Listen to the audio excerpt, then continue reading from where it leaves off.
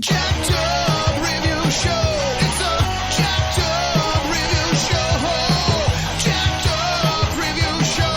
It's a Jacked Up Review Show.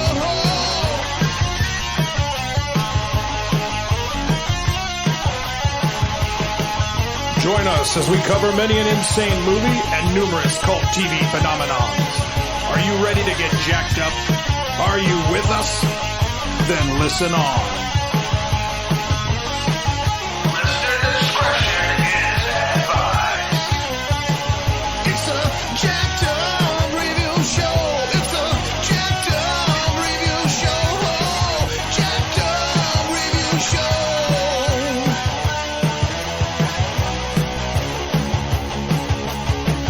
It's a Jacked Up Review Show. It's a Jacked Up Review Show. Jacked Up Review Show.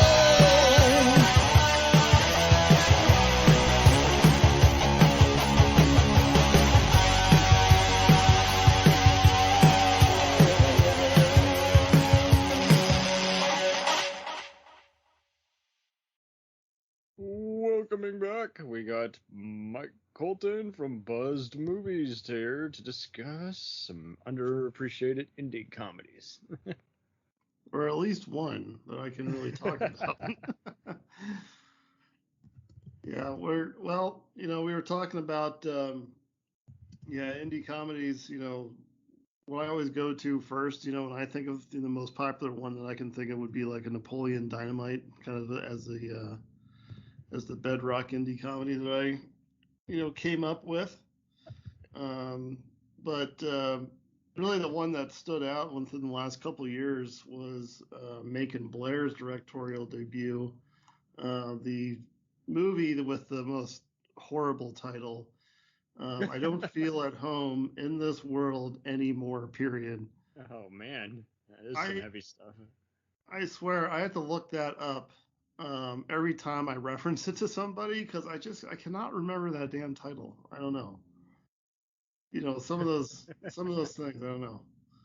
But I think this was one of the more solid directorial debuts I've seen in a while. I don't know what your opinion is on this movie. I haven't actually seen that one, and it was pretty recent.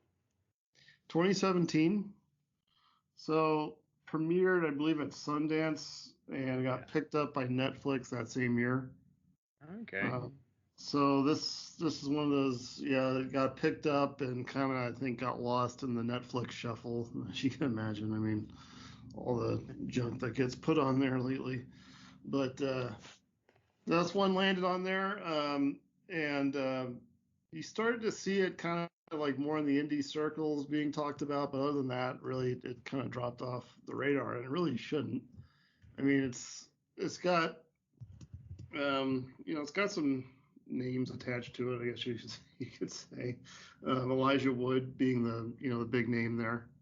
Okay. Well, I will definitely check that out. I mean, there's been a lot of indie films I noticed in many recent periods that often I saw one that, for instance, was like all crowdfunded and like filmed in 2 weeks and had like most of the Criminal Minds cast. So it was just like there's a lot of fun stuff that guys will do on the side when they're not. Oh, it's amazing the connection some of these people have. I mean, crazy.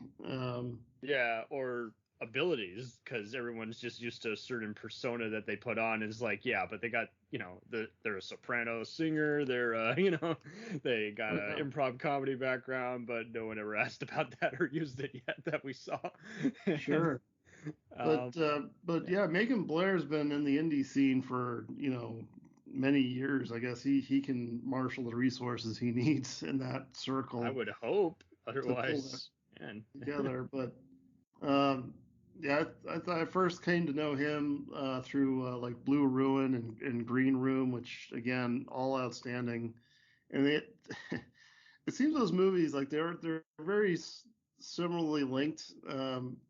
Even though he didn't write or direct those, I mean, they're kind of like these darker thriller movies with a comedy. Jeremy Salter, yeah, and them, which kind of a punk rock edge.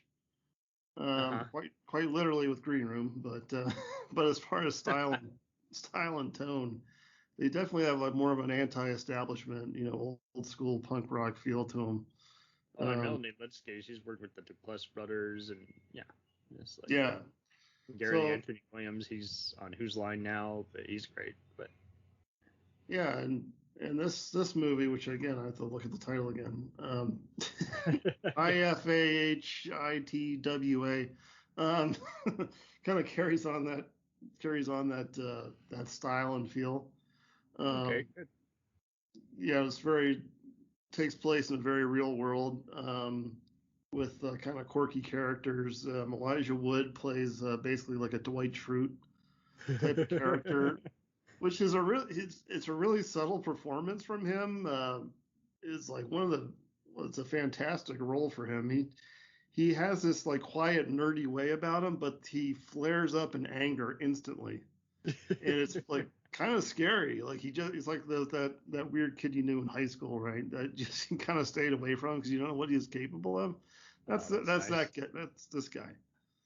That's great. So yeah, basically I should explain the premise of it, right? Yeah. How if you haven't seen it. So it centers around Melanie Lynskey's character. Ruth is her name. She's very meek and mild and kind of living like a single life in a very small, modest house. And she's basically plagued by what she says is assholes. There's assholes everywhere. And she just puts up with, she tolerates it. She lets, if someone cuts in line, she'll let them go and she'll be kind of miffed but carry on with her day. But one day her house gets broken into and her grandmother's silverware is stolen and her laptop is stolen as well. And that just sends her over the cliff. In interviews, Macon Blair said this movie is a cousin of Falling Down, with Michael Douglas. So it's kind of along that same vein, which that's Already one sold. it's one of my top movies that I go to. We discussed it even when I had Christopher Cologne on, and we were like, our top 10 movies, and that was part of his top 10 list. I'm like, you, sir, have dominated the list.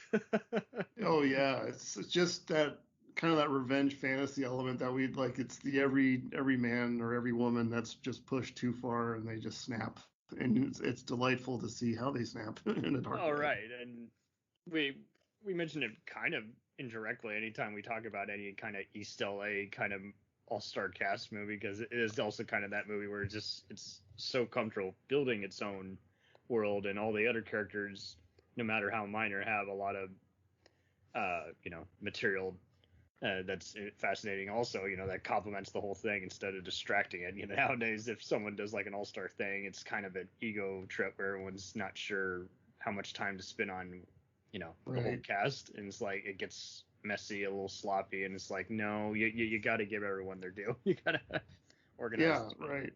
It's kind of a similar vein. Like, yeah, you meet these characters along the Ruth and Elijah Wood characters' journey, and they're all fantastic. I mean, from just the petty thugs and junkies to the creepy bad guy family. I don't know what the heck's going on there, but no, they all do Totally sold wonderfully. on this.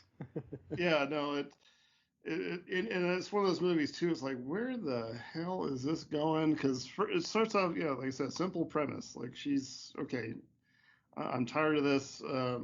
People taking advantage. I'm going to do something about it. So she teams up with Elijah Wood, whose dog has been crapping on her lawn, and that's one of the first instances where she says, no, stop, pick up your dog's crap, and that's how they meet. Nice. That's their meet cute is dogs pooping.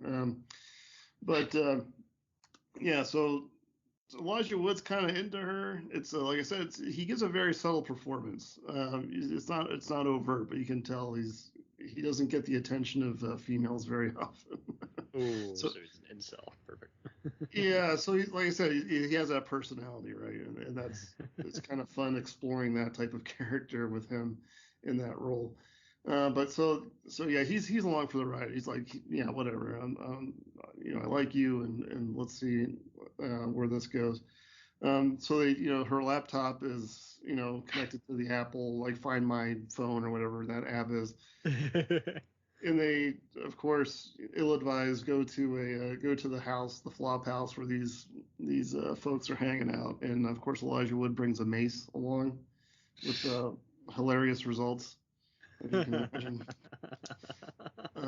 So You have totally sold me. That's great. and that's the thing too. It's like, okay, you're watching this quirky indie comedy, expecting like a Napoleon Dynamite. It's like you expect it to be kind of cute, sweet, and whatever, but no, that mace gets used, and there are scenes in there that rival some great just throwdown action scenes, like pure action, which surprised me as well. So, like I said, this movie it comes at you from all different angles, and you don't quite know where it's going next. It's kind of unpredictable, as opposed to taking a while to figure out the tone and yeah, no, it keeps you on your toes for sure. So from there it just snowballs. It just keeps going from one crazy amp up to the next. Like I said, which involves hostage situations and chases through the woods, giant snakes in the water. I mean, like I said, it just goes absolutely nuts. So that's great. yeah. So I'm trying to remember what other crazy scenes are in there, but it's like I said, imagine a female Napoleon Dynamite teaming up with Dwight Schrute and and following their wacky, violent escapades with career criminals, and and yeah, you got yourself a nice little indie comedy thriller, action, romantic comedy. Like I said, it's got a little bit of something for everybody in there. Wonderful, wonderful. Man, that's gonna be a tough one to top. Oh, I guess I'll throw in My Sister by the Duplass brothers, which is just a fun love triangle movie that really does kind of become heartwarming after a while, and it's kind of being rediscovered now because people are now finally knowing who Rosemary DeWitt and Emily Blunt are. But I mean, the Duplass guys never disappoint. They're always just a lot of fun to check out their material and see how they set everything up and making it personal. Yeah, no, it's definitely one that's not on my radar. Is that streaming somewhere? I would imagine it is. I'm sure you can find it on Tubi or Prime. Check real fast. Everything winds up on Prime at some point, it seems. Yeah. And then you notice a lot of the other companies that are like buying these companies, like Multicom and Film Rise. Is like, what? Exactly.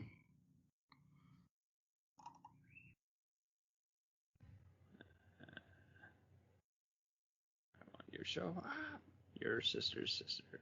Oh, it's on Showtime right now, and you can rent it on Prime. So there you go.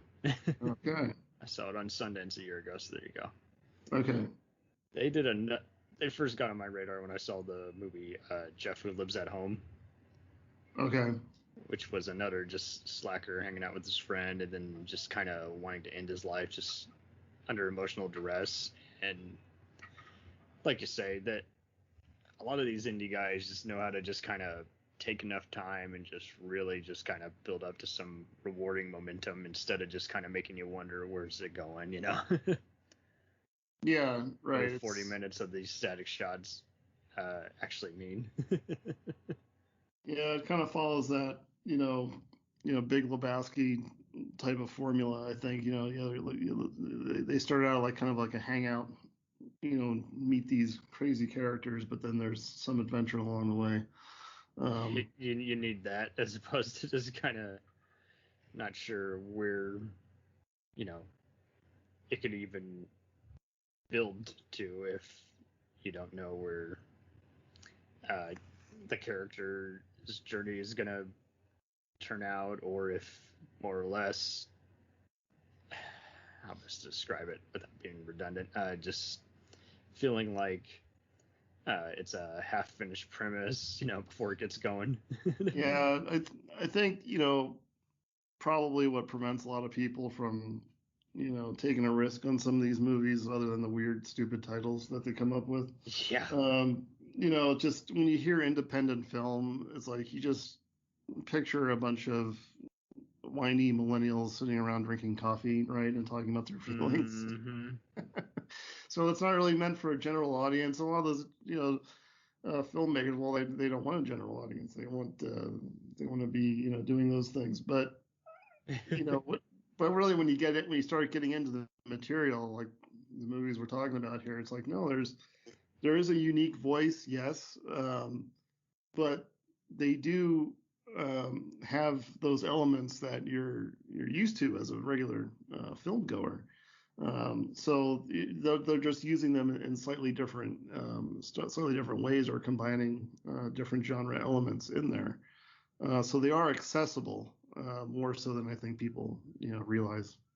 Yeah, it really is a tough debacle, especially with, like you say, where it's like, okay, I'm not like most people. I can handle a movie that's not, common, and yet at the same time, I don't really want to spend, $5.99 on this movie, which I'll probably, turn off after 20 minutes, So it's just, streaming has definitely changed the game, and at the same time, you also, I think it just doesn't help that I've worked on so many shitty short films and bad movies that'll never see the light of day. So I just also kind of have that just kind of, okay, this is where someone went in and corrected their red camera going out of focus. This is, so I'm just a little more obvious the technical motions of it. And I've had that bad experience with some of the movies I've seen by Fox Searchlight, Universal, and even A24, where I'm like, yeah, of course this was going to be an indie darling, but there's nothing there despite what they say. Yeah, that's kind of my issue with some of the more recent movies that we're supposed to be impressed with. I mean, they're technically excellent. I'll give Green Knight as an example. I know everyone goes gaga over it, but other than the technical mastery, right, and the images, which are again undisputed, wonderful, wonderfully shot, wonderfully composed, there's just not a lot to hang it on. There's just not a lot of narrative substance there to keep it as a flowing type of story. I'm not sure if you caught that one or not yet. No, I haven't yet. I was supposed to for a podcast episode, and then I was told, oh, by the way, you're not going to be on that episode. So I was like, okay, well, I guess I'm not seeing it. Save a few bucks, yeah. Yeah, I feel like also King Arthur's is another one where that's a subject that's been done to death, and it's kind of like a lot of these Sherlock Holmes things just wears on me, because it's just like, okay, well, but all they're gonna do is just bitch out, oh, that's not how this happened. I'm like, well, how do you know? You weren't there, centuries ago. They just. Yeah, I mean, right, but I don't know. It just seems like the focus is more on, what kind of beautiful imagery can I get on screen versus what story am I telling? Those two don't line up always.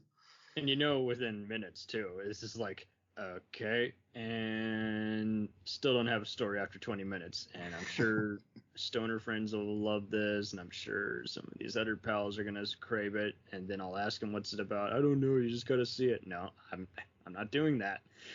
You're old enough. You can tell me what it's about. You just gotta see it, man. Trust me. Last time I trusted you, I wasted. This right. movie that sucked. So, well, that was an interesting weekend. Speaking of Green Knight, within 24 hours, I also saw Jungle Cruise with the kids. So that was a good contrast, going from one to the other. That is such a different kind of action movie. Jeez. Oh, man. And I hate to say it, I was more entertained by freaking Jungle Cruise. Yeah, it's getting railed on, dude, and already everyone's like, yeah, well. But that's still the better thing. than anything else. It's like I can turn off my film critic and analysis part of my brain when I go into those movies. It's like I know what I'm getting. I don't have to like pick it apart. Right. So I don't know. I can find entertainment in most anything, but but you just got to give me interesting characters and some kind of a story, preferably. Right. Unlike Willy's Wonderland is another example Ugh.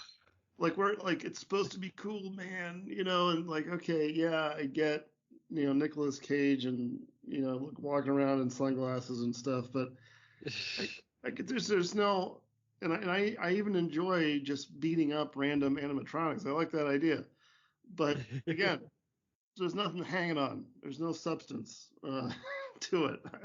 Yeah, I've had to do that too, where it's just like, okay, I don't need the most fascinating, scholarly, acclaimed material in the world. I don't need a stage play in visual form. I just need something to spread out the 90 minutes, It's like it's the same thing if it's something junky like, a superhero movie, giant robots beating each other up, giant monster movie, or even just Expendables. It's like there's something that just needs to just kind of get me from point A to point B instead of, well, I don't know what tone you were going for, and I'm kind of getting bored. It's just Yeah, you just figure out the pattern within the first 10 minutes. It's like, all right, I'm going to get, 60, 70 more minutes of this. Great. if it's a really especially dumb, for lack of a better word, just comedians goofing around, that's fine too. But comedy is even trickier, where it's like I don't have to laugh at it. I just kind of have to admire the effort too. But if it's really, really just kind of losing me, like feeling like a Adult Swim skit that backfired, then I really do just say, okay, please just wrap this up, because I really am just barely hanging on now. I'm just like, what was it about? Yes, just like the Bizarro episode of C Lab 2021. A joke that just would not end. It's like, yeah, right. I get it. Oh God. Oh no, those are some good picks. Shit, I got a few others here. Well, I'm gonna go ahead and recommend Courtney, which is a 1997, just basically this mockumentary crew that just follows this other couple around, and the bad guy from Last Boy Scout is in it. Taylor Negron, I think is what his name was, and the trailer for it was actually kind of what hooked me on it. Don't be turned off by Chris Hardwick appearing in it. I know this was before his like it or hate it nerdist attitude, but it just was interesting. Just the trailer for it was kind of catchy. It had all these other Who's Line people in it, like Ryan Stiles having a cameo as a mechanic, and I liked it so much. Well, I was at work, and I would often, before COVID, at my security job, I would just hoard DVDs and just play them, on my portable car player, and I liked it so much I ended up hearing the commentary track, which was even funnier. And I didn't know what to expect. It looked professional and everything, and it was by this infamous producer who had done all these other junky action movies that were overexposed lighting and everything, and had a bunch of other D-listers, so I didn't know what to expect, and it was a really pleasant surprise. And Dana Gold is in it. I'm sure you might know him as a writer and stand-up guy. Oh yeah, totally. He's excellent. The whole rest of the cast is really neat. But I ended up just taking notes of the commentary track, like how this is back when they still shot on actual film and shooting that without a permit near certain improv theaters with the comedians. They got stopped by cops like a few different times, and they had to always do the whole I'm just wrapped up a car commercial, shit like that. I'm leaving, I swear. That's remember reminds me of I was talking about the bad CGI Sharks movie. Nice. I can't wait to see that. You can totally tell like they shot everything at 2 or 3 a.m. because there were no permits involved in that filmmaking process. Yeah. If you actually shoot at night, you will be able to tell. And there's like nobody on the streets or anything other than the actors they cobbled together that day. Yeah, it's that type of guerrilla filmmaking. You just gotta love for its charm.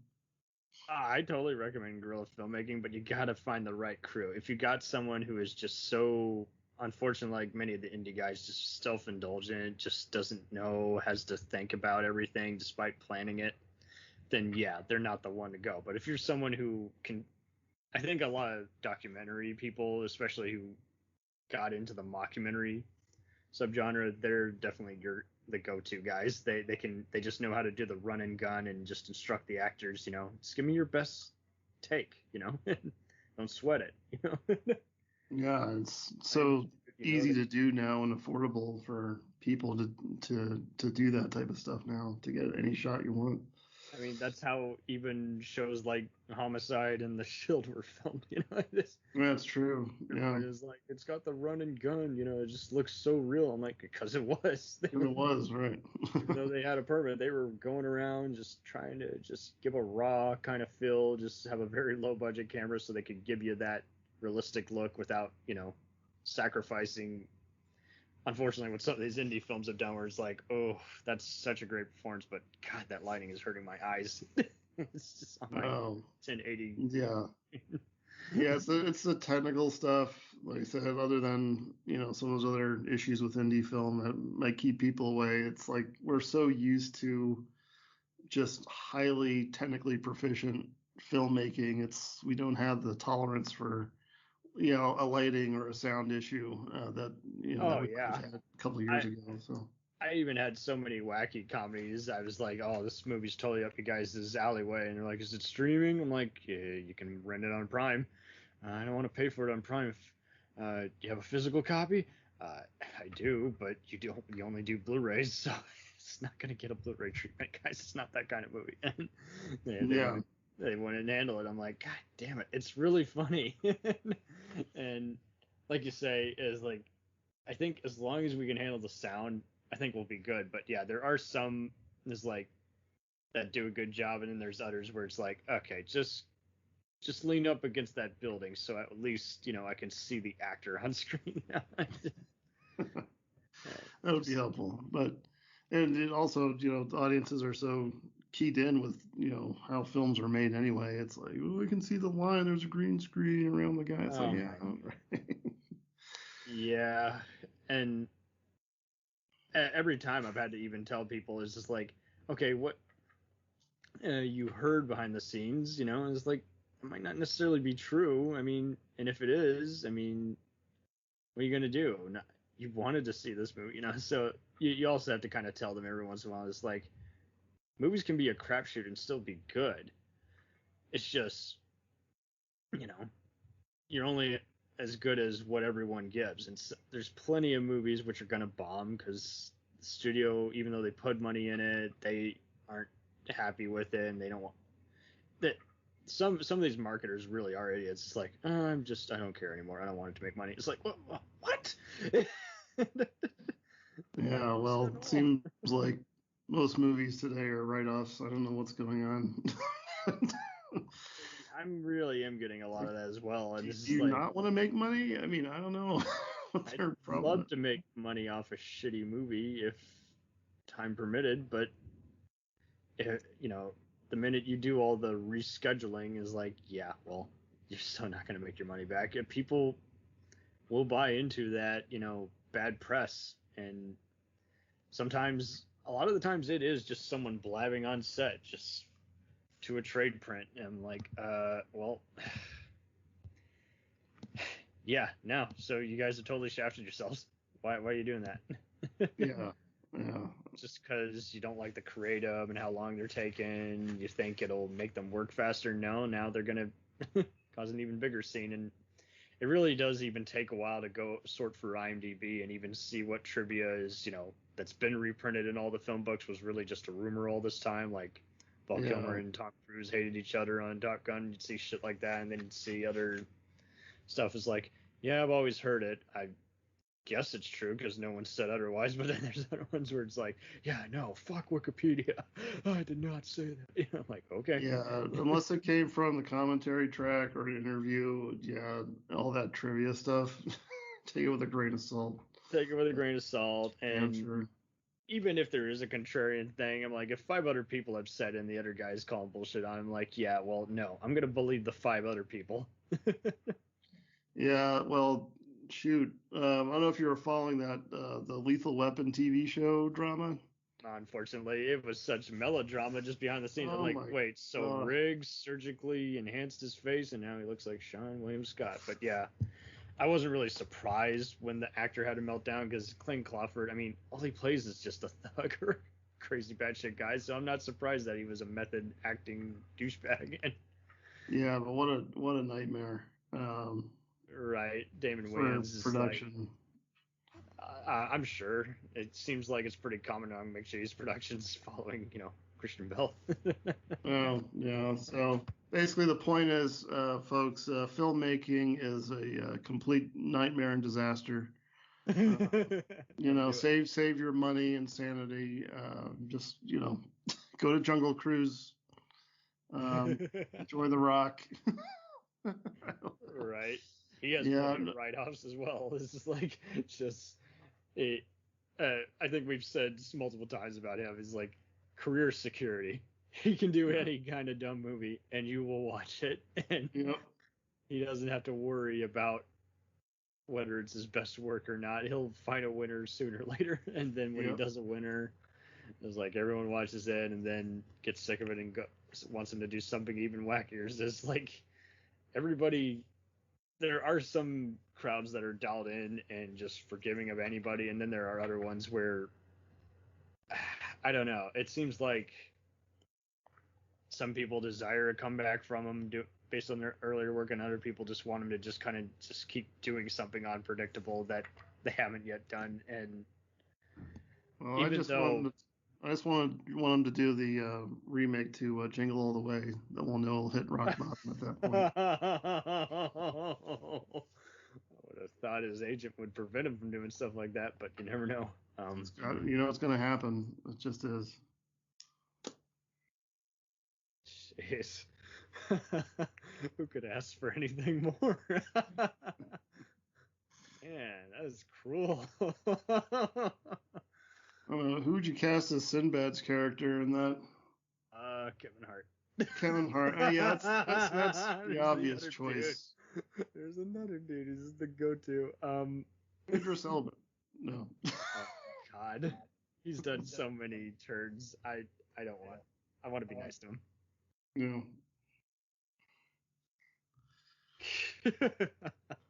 And on that note, I guess we're wrapping this up.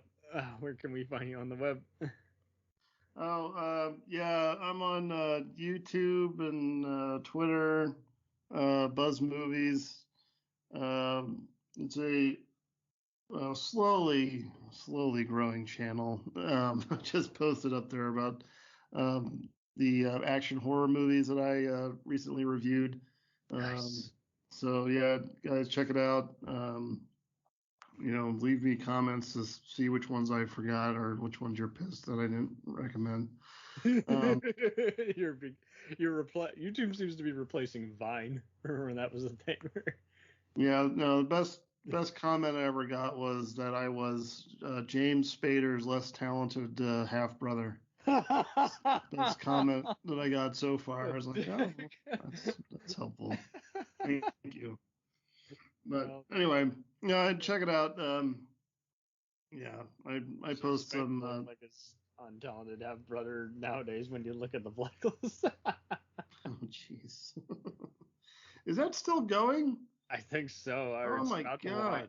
And what's funny is I had some pals who, for whatever reason, some people will just tune into that. Even older gents, they like just bad guys getting away with shit and just shit blowing up. And for whatever reasons, like some of them are now just complaining, "Oh, I'm so glad the annoying FBI agent gal is leaving." I'm like, yeah, well, but the whole thing doesn't really work, does it? Well, no, but I can't stop watching anymore. Yeah, it's like after the second season, we've watched the first season. After the second, I was just like, this is clearly running out of ideas. And then I see that still on. It's like, oh God.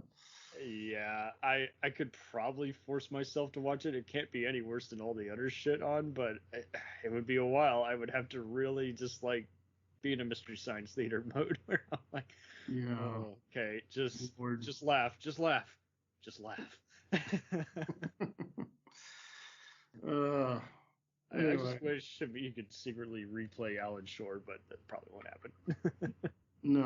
No. Especially in today's world, that would just be too much. Yeah, it's a wasteland, but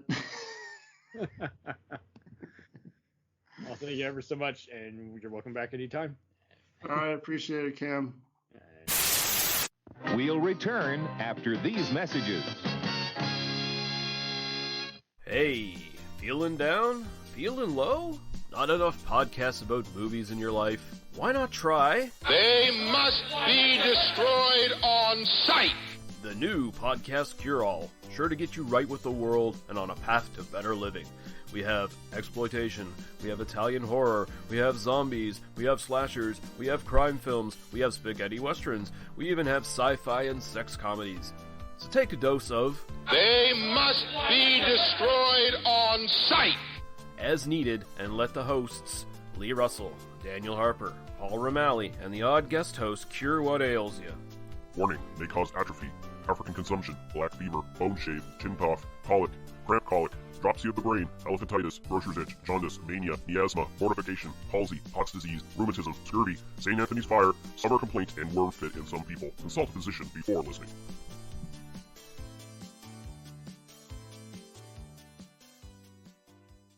Hey, I heard you like movies. I heard you like to hustle. I heard you like podcasts. Well, guess what? There's a podcast for you out there called The Home Video Hustle. Damn right. Every Friday, we talk about whatever movie PJ picks out the bag. What does that mean? Every Wednesday on our YouTube page, I put a bunch of movies in a bag, and PJ picks one out at random. And then we just watch it. We talk about it for maybe like an hour, hour and a half, 2 hours, whatever we feel like doing, wherever the conversation leads us. But do we actually talk about the movie? Most of the time. Ah, Tangents galore. yes. So believe me, we may be a movie podcast, but it's not always about movies. We may talk about video games, Music. Yeah, that's the big one, music. Sometimes we might get a little bit of politicalness in there. Yes. Sometimes we may just, we know what we like to do. We like to tell stories, PJ. Ah, yes. I am the master storyteller Yes. of the podcast realm. Undefeated. So if you like to hear about movies, video games, whatever foolishness comes to our mind, the most random stuff you could think of, check out the Home Video Hustle. You can find us on the Stitchers, Yes. the Google Play, Yes. Apple Podcasts, What else? Podbean, What else? Podcast Addict, Goddamn. all that. Ain't no reason you can't get your hustle on. We everywhere, worldwide, baby. Hustle, motherfucking hustle. Hey, we can't cuss in the promo, PJ. We Ah, gotta be family friendly. There may be podcasts out there that don't want his hair say ah, ah, all yeah. that good fun stuff. Well, you. Yeah. don't run the listeners away, PJ. Ah, I'm sorry. But this is going kind of long. Yes. So we'll end this and say, hey, check out the Home Video Hustle every Friday on all the various podcast outlets. Peace. Peace.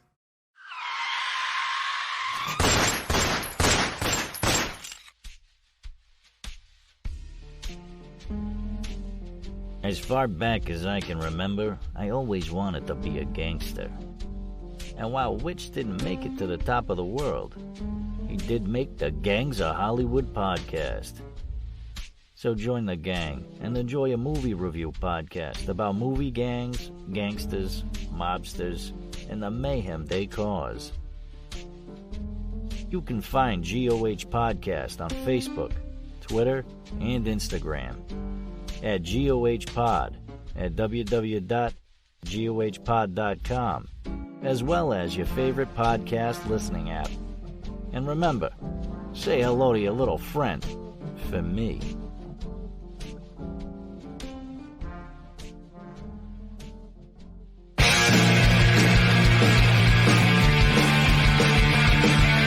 If you take two old punk rockers who are past their prime, put them in front of a movie screen and give them a podcast, what do you get? Cinema Punks. Cinepunks. It's the mixtape of movies.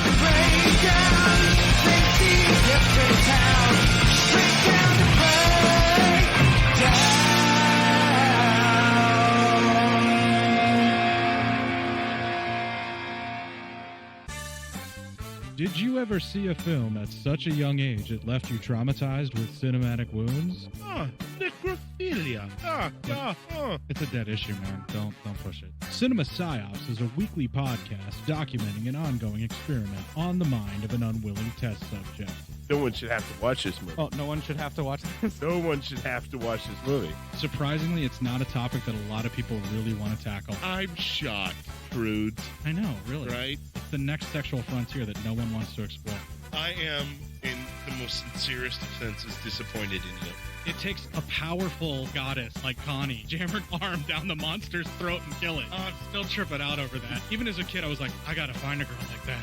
Every week, I get a new look of disappointment that I never thought I could get out of her. Unimaginable. At 12 years old, you should not be watching this movie. Obviously. At 13, you should not be. 14, you shouldn't be. I'm not entirely sure even 17-year-olds should be watching this. Just because you're offended by something doesn't mean that you have the right to demand that it doesn't exist.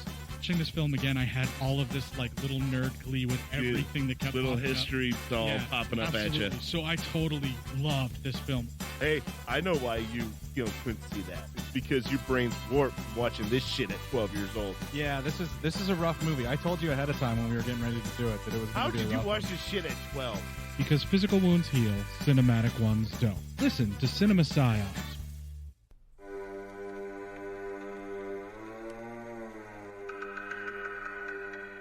Hey everybody, I'm Corey. And I'm Zach, and we're the hosts of Podcasting After Dark, a cast dedicated to late-night horror and sci-fi of the 80s and 90s, often found on HBO and Cinemax. You know, the movies your parents didn't want you watching as a kid. You can find us every other week on Apple Podcasts, Spotify, Podbean, and Stitcher.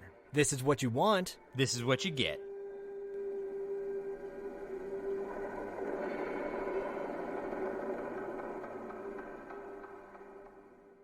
It's time, let's check our cue, baby. Pair it with a couple brews, baby. We love good movies. We love the bad ones too. So we watch them all and pass their lessons on to you. Oh yeah.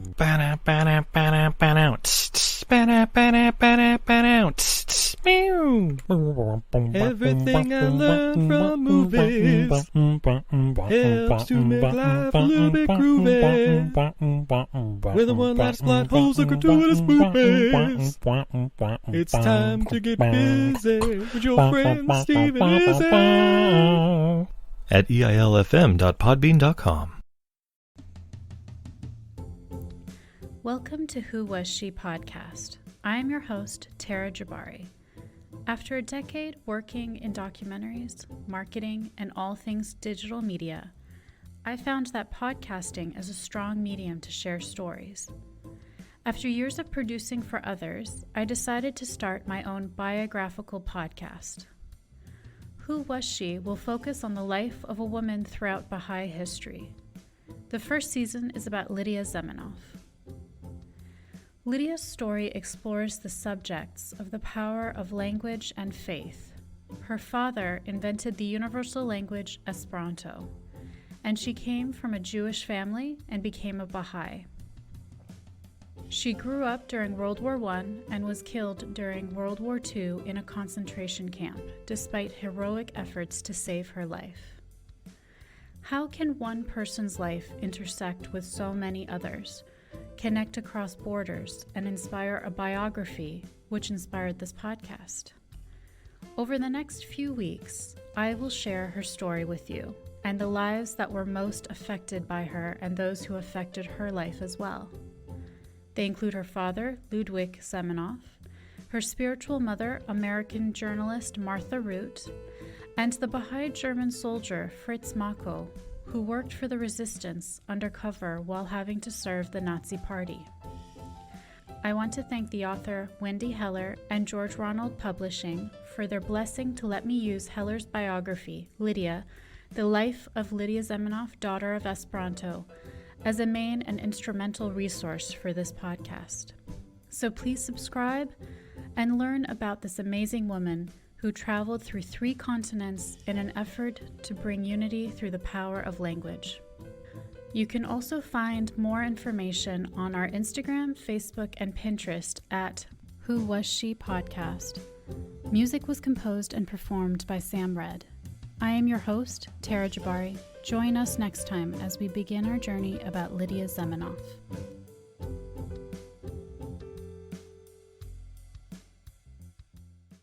Hi, everybody. It's Mac Jackson. I wanted to invite you to a new site called the Forever Adventure Network. This website has everything: pictures, videos, blogs.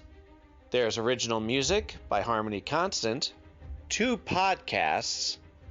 One is the Macgyver Podcast, where we celebrate Richard Dean Anderson, his iconic roles, and how it's influenced our lives. There's episode discussions, interviews, and life conversations. The second podcast is the Never Gets Old Podcast, where we celebrate all the best things that we love in life, from TV, movies, music, and comics. The site is also the home for the Macgyver SG-1 audio series, an ongoing adventure series that continues the adventures of Macgyver and SG-1. There are also multiple stores to choose from for all of your pop culture and adventure needs. Come on by and check us out today. And thanks for joining the adventure. Are you sick of the same old stale podcasts? Well, then join Vanessa and Darren as they dissect movies of all kinds. The 2 lifelong cinema lovers bring their favorites, curiosities, and first-time watches to the operating table and inject them with a healthy dose of snark. Then there's the waiting room, where they examine books and short stories. So just look for them on Apple Podcasts and where fine podcasts are available. They're part of the Legion Podcast Network. Follow them on Twitter at VDClinicPod. Join them on Facebook at facebook.com/groups/VDClinicPod. Or email them at vdclinicpod@gmail.com. They're ready to cure what ails you. And still, they just might be a little contagious. Hi there. It's Heather from the Watching Netflix Without You podcast. Did you know that there are over 1,200 Netflix original feature films and documentaries? And that number is only growing. So I've made it my mission to watch as many as I possibly can. Then, with a delightful guest or guests, disclaimer, more often than not my brother Ryan, we spend an episode rating, reviewing, and discussing a film at length. The first half of every episode is spoiler-free for those who haven't seen it yet, and in the second half, after a very clear spoiler warning, we dive into it. And that's really about it. You can listen to Watching Netflix Without You on Apple Podcasts, Google Podcasts, Spotify, and more. We now continue with our program.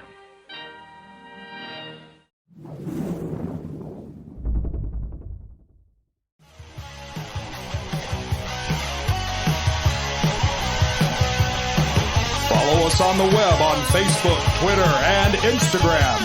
The podcast is available on Podbean, Spotify, iHeartRadio, Anchor, Apple, and anywhere else podcasts are available. Feel free to review our show and leave comments on any of those sites. Thanks a million for listening. It's a jacked up